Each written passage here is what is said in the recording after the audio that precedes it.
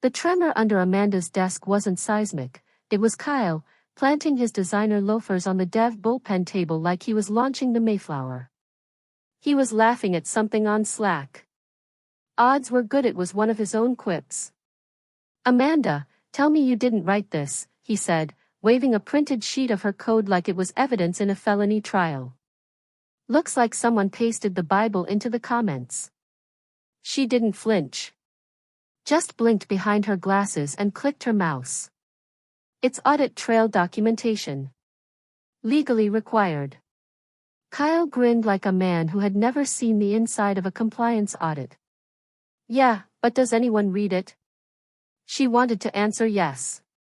She wanted to say, when the SEC shows up and finds a $2.7 million gap, they don't care about vibes, they care about breadcrumbs.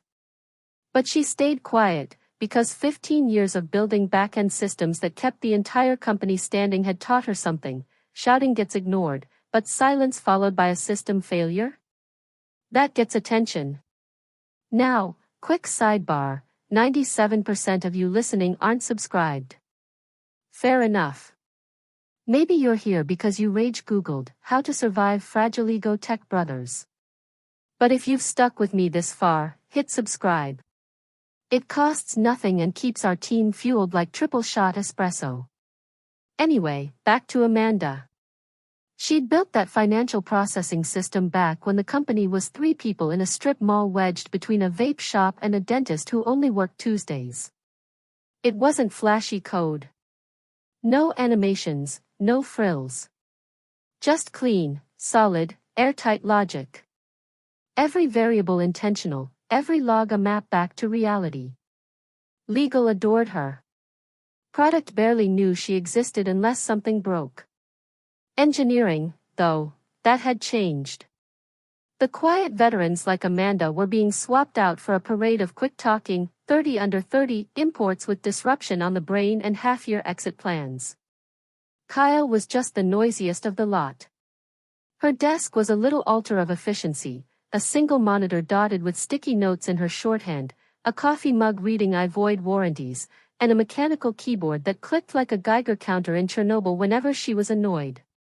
Kyle had arrived 3 months earlier, former startup CTO, meaning he'd once built an app that was bought by a company that got bought by a company that now sells toothpaste subscriptions. He spoke like every sentence came with a preloaded equity grant. The arrogance hit Amanda the moment he walked in, like the smell of Axe body spray mixed with unpaid invoices. He didn't ask how her system worked. He just assumed. When he stumbled across her payment reconciliation module, the one matching transactions to internal logs and checking them against federal compliance, he didn't ask why it was designed that way. "This looks slow," he said. "It's thorough," she replied. "Same thing," he chuckled. She tried to explain, the documentation is part of the system. It's not just for humans, the SEC. But he was already cracking open his laptop. "Don't worry, I'll clean it up." Something in her chest tightened. "Clean up what?" "The training wheels," he said. "You've got 3 paragraphs describing a loop that runs 5 times. Because if someone changes that loop and doesn't realize it affects escrow release, then we need better coders." There it was. The smug, overused startup phrase, better coders. As if she hadn't spent years writing code for actual people, handling actual money, with actual prison sentences on the line. Kyle went to the CTO and pitched a rewrite, claimed he could shave runtime by 38%. Never mind that Amanda's module had run for 5 years with an error rate under 0.01%. Never mind that no client account had ever been frozen by mistake. The CTO, thin glasses, addicted to saying, synergy, nodded like Kyle was offering him a treasure map. "If we can speed reconciliation, it'll look great in the investor deck," he said. Amanda asked, "Have you cleared it with legal?" "They'll adapt," Kyle said. She didn't quit. Didn't blow up. She just went back to her desk and started duplicating files. Quietly. Thoroughly. She didn't know when the failure would come. Only that it would. Because Kyle didn't want to understand, that her comments weren't fluff. They were lifelines, written in plain text to satisfy regulators and keep clients untouched. She'd met his type before, charging through a company like bleach through a bloodstain, loud, cocky, too busy being a thought leader to know what the hell they were doing. Monday's code review was more theater than meeting. Kyle leaned back like he was on a throne and opened with, "Okay, who wrote the bedtime story?" The interns laughed. The veterans glanced at job listings. Amanda clicked her pen. "That bedtime story has run flawlessly for 5 years. Passed every audit. Never froze an account." "Exactly," Kyle grinned. "Time for an upgrade." He hated comments in code, said they cluttered things. If a developer needed instructions, they weren't good enough for the job. Amanda had seen that mindset before, and she'd seen the wreckage it left behind. Now Kyle was pushing to refactor the entire reconciliation engine, the same one she had hardened through regulation changes and that legal trusted implicitly. "We'll cut processing time in half," he said, arms spread like Moses.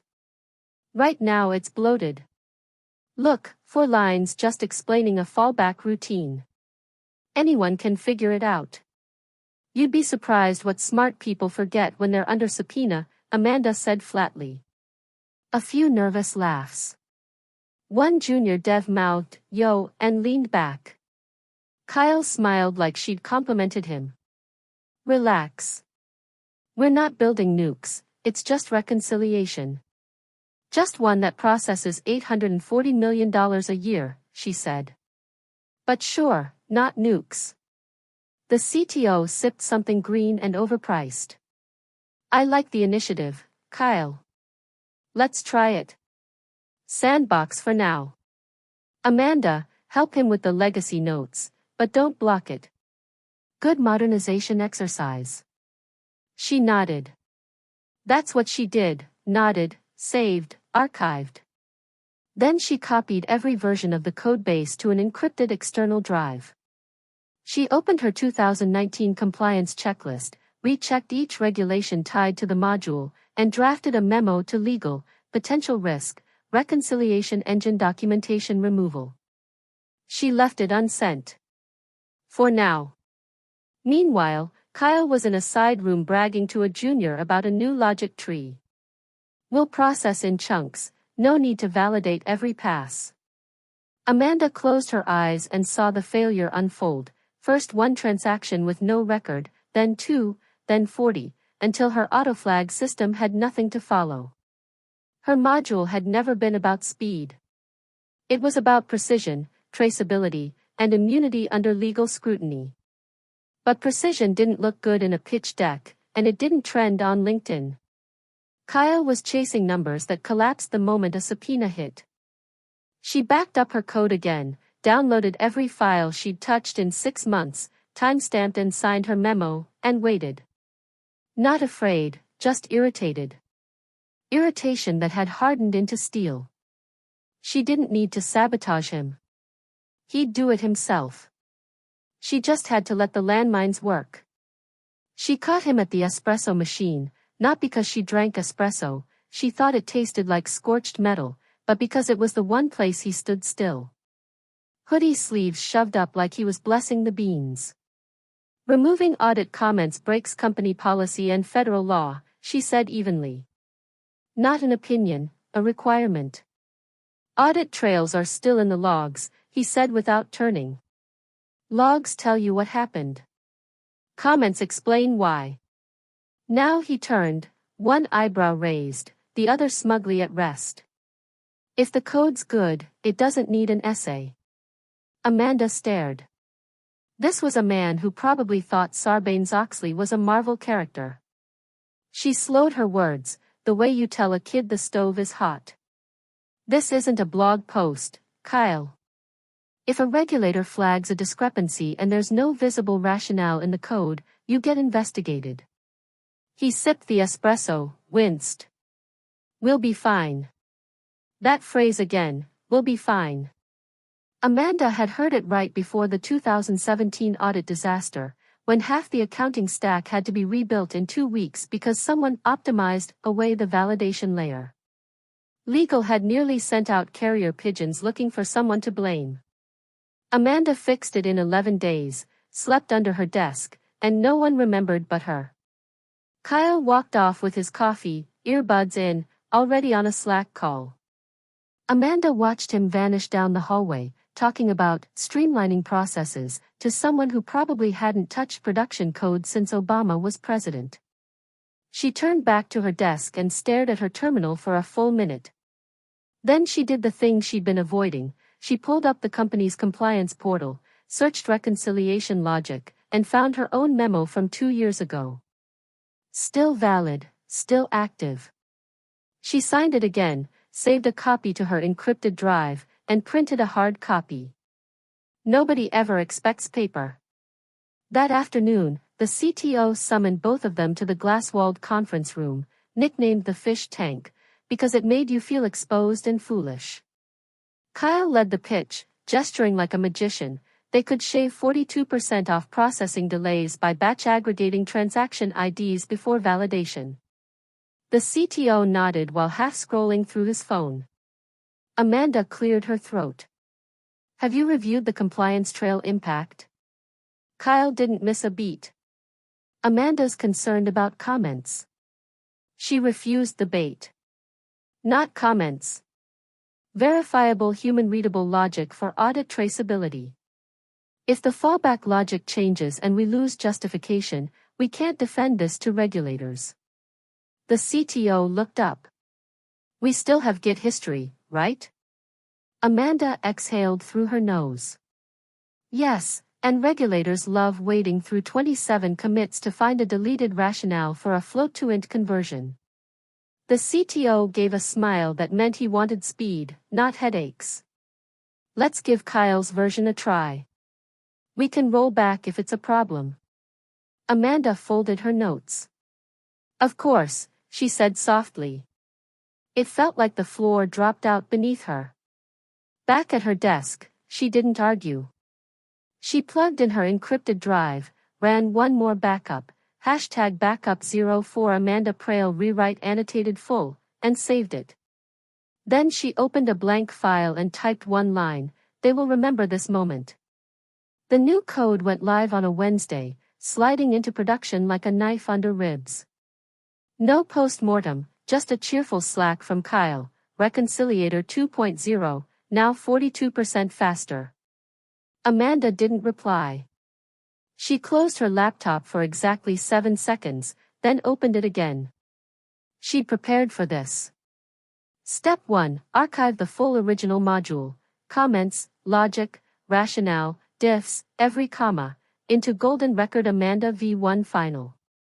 Step 2, update the draft compliance memo noting removal of documentation tied to Regulation 4004B, CC herself, legal, and their favorite compliance consultant, Roy. Step 3, print and file it in her real-world red-tabbed binder between potential risk, reconciliator edits, and 2023 emergency recovery plans. Then she checked her quiet masterpiece, the auto-flagging system she'd built after a junior engineer wiped 32,000 lines of logs in a performance fix. No one else knew it existed. Its only job, if a transaction passed without a traceable breadcrumb, comment, note, fallback rationale, it flagged it. 10 flags in 24 hours? Notify monitoring. 50 in a week? Freeze unverified accounts. Status, active. Last trigger, 214 days ago. The next few days were calm. Minor bugs, failed Chilean transaction, slow West Coast account. Kyle dismissed them with shrug emojis. Amanda kept fixing unrelated tickets and watching the flags light up like cursed Christmas lights. 7. 10. 14. 19. Legal started sniffing around. Gone, a corporate lawyer who always looped Amanda in for compliance risks, posted in Legal's channel, anyone know why 12 accounts froze last week? No breadcrumbs in some cases. Silence. Another ping in audit prep, seeing some fallback rationale gaps. Might be nothing. Kyle ignored it, he'd muted the channel weeks ago. Amanda took screenshots. Timestamped, zipped, audit threads archive. The junior devs noticed too, but stayed quiet. One forwarded her a ticket with the subject line, "This feels weird." The ticket showed a transaction twice rerouted through a fallback path that should have been retired half a year ago. Amanda traced it by hand, no reason for the detour, no note, no justification, yet the system let it squeak by. 23 flags. She also patched a small visual bug, rewriting a single line of CSS that had been wrong since last quarter. Quiet commit, coffee black at room temp, same mug as always. At stand-up, Kyle began with, "Performance is stable. Clients are happy. We'll clean up legacy stuff next week." Amanda nodded without unmuting. The CTO looked at her once and asked, "All good on your end?" She said yes, because it was.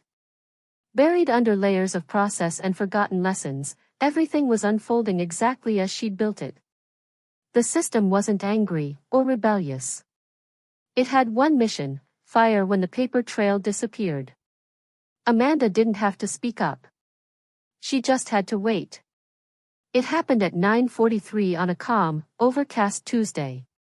Someone microwaved soup at 9 a.m., Slack was mostly quiet, just the usual drips of corporate chatter. New client signed. Who stole my charger? Amanda was mid-test case on an unrelated front-end fix when an urgent email chain landed in her inbox. Subject: Client Ryle Capital missing transaction records. The CFO's message was tight and panicked: 7 entries missing, a negative dashboard balance, answers needed before the 11 a.m. briefing. Amanda marked it unread and sipped her coffee. The tilt had begun. 10 minutes later, another autoflag. Then 3. Then 7. By 10:05 the monitoring dashboard looked like a Christmas tree on a car battery, accounts frozen, IDs without justifications, fallback triggers with no trace. Amanda's security logic, quiet, patient, ruthless, wasn't warning anymore. It was locking down. Fast. One moment there was lag, the next, 22,000 accounts frozen. Any with 3 or more undocumented fallback events got a hard lock, manual override only, legal verification required, transaction history scrubbed line by line. Meant for fraud prevention, it was now stopping everything. Her inbox popped like corn in a pressure cooker. Security flag summary, 238. New flags, urgent. Priority 1 escalation. The East platform, down. Amanda said nothing, just watched the logs swell like a storm surge. Then came the mass Slack alert, double system lockdown active. Investigation underway. Someone pinged her directly, probably a junior who'd spotted her name in module history. She ignored it. Through the wall, Kyle's voice rose like a kettle, trying to explain the unexplainable to people who'd stopped caring about tone. He said the words no one wants in a crisis: "I don't know. I thought fallback handling would catch that." Amanda almost smiled. Fallback handling only works if someone defines what to fall back to. The CTO's door slammed. Meeting started.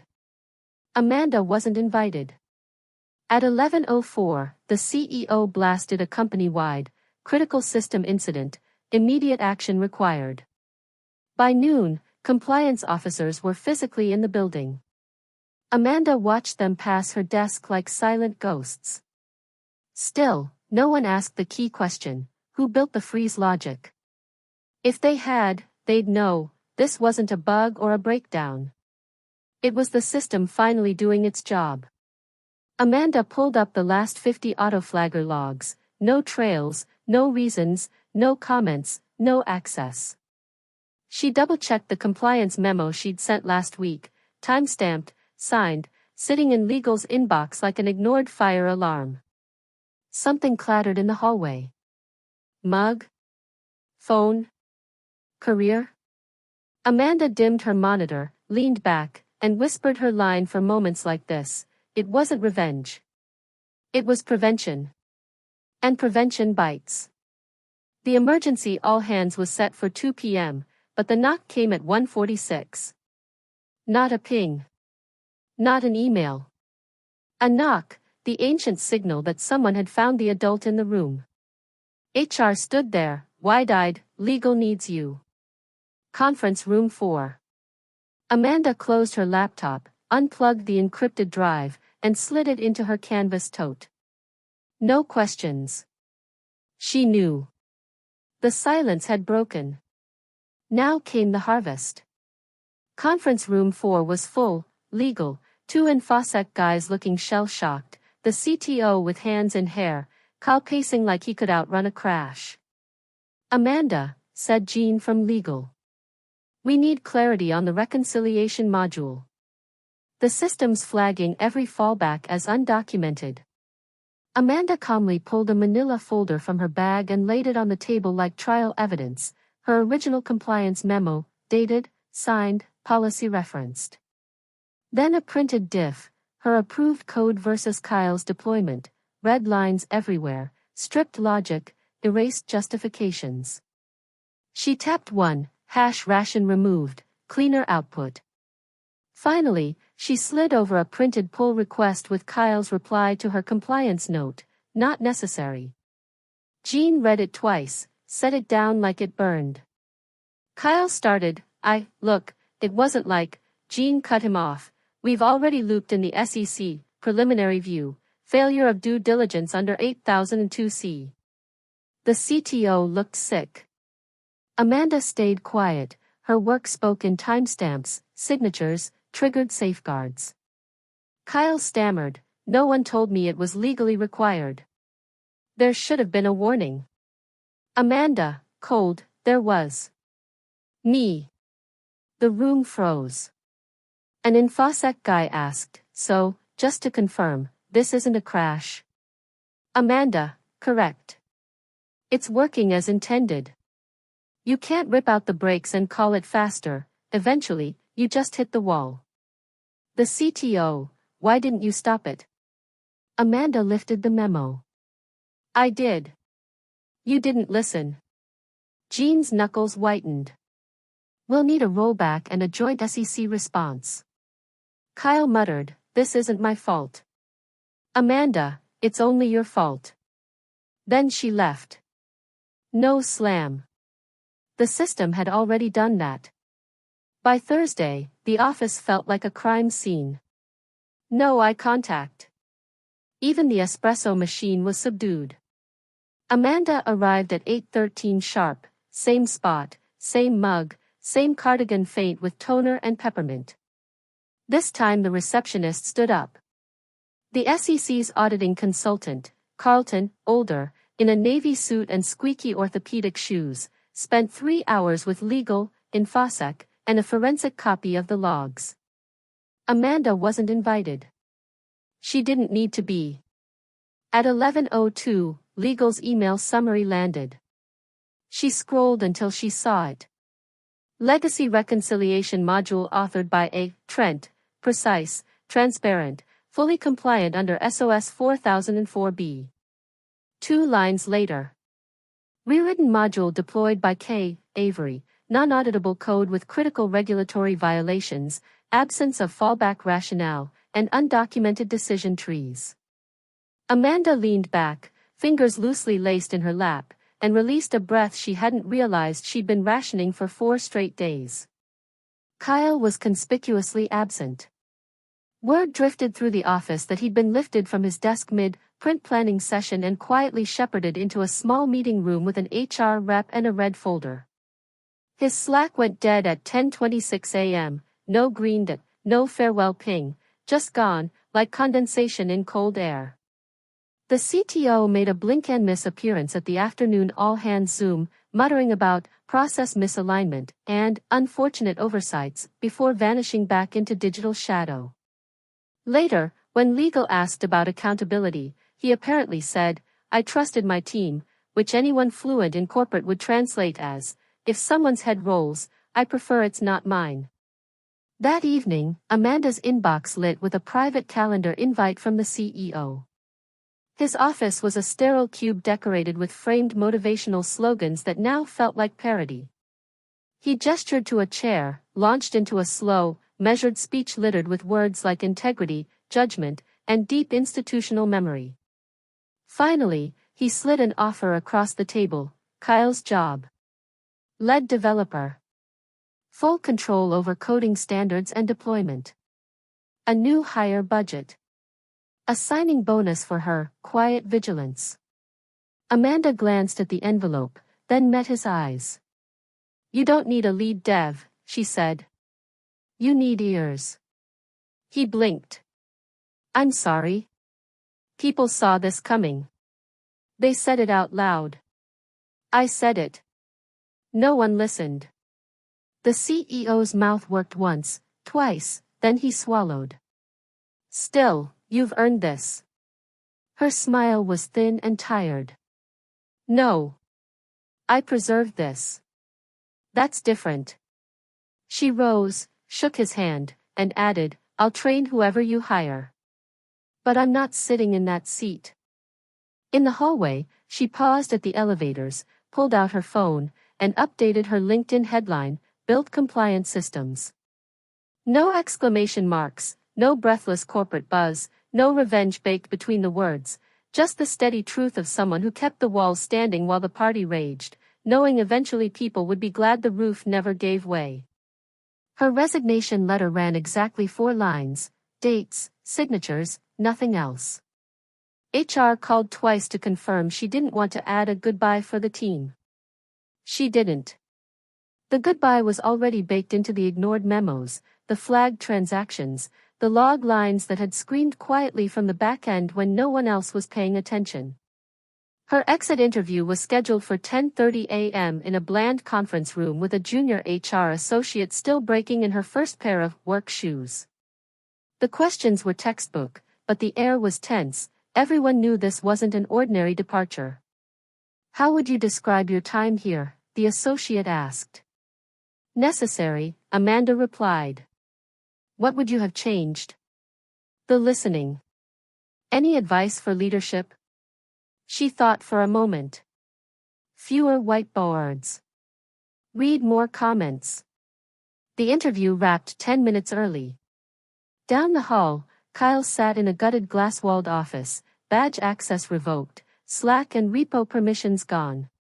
He looked like someone staring at the remains of a mirror he'd fallen through, just now realizing the castle he'd built from buzzwords was never stone. Amanda passed without slowing. He met her eyes. For a heartbeat she thought he might speak, apologize, excuse himself, bargain, but he didn't. His lips parted, closed again. At the legal department's reception desk, Amanda set down a sealed envelope labeled, "Amanda Trent, Risk Memo Addendum." Inside was a clean, systematic postmortem she'd written after the incident, detailing not just the technical triggers for the freeze but the deeper rot, warnings ignored, speed celebrated over sense, quiet skill worn down under the weight of louder egos. It wasn't bitter, it was crystalline. The kind of sharp clarity you get from being right for too long in rooms full of wrong. She walked out through the sliding doors without looking back. That afternoon, while the company scrambled to reassign her work and legal drafted its sanitized story, Amanda sat on her back porch with a mug of black tea and her cat, Deli, asleep across her feet. She opened her laptop, stripped every bullet point from under her job title on LinkedIn, and replaced it with a single sentence: "Built resilient systems, let them speak." Then she shut the lid. No glossy farewell post. No montage of hallway grins. No public bow. Just silence, the same silence that had held 22,000 accounts steady without fail. The kind of silence that doesn't need to shout, because the code already told the story.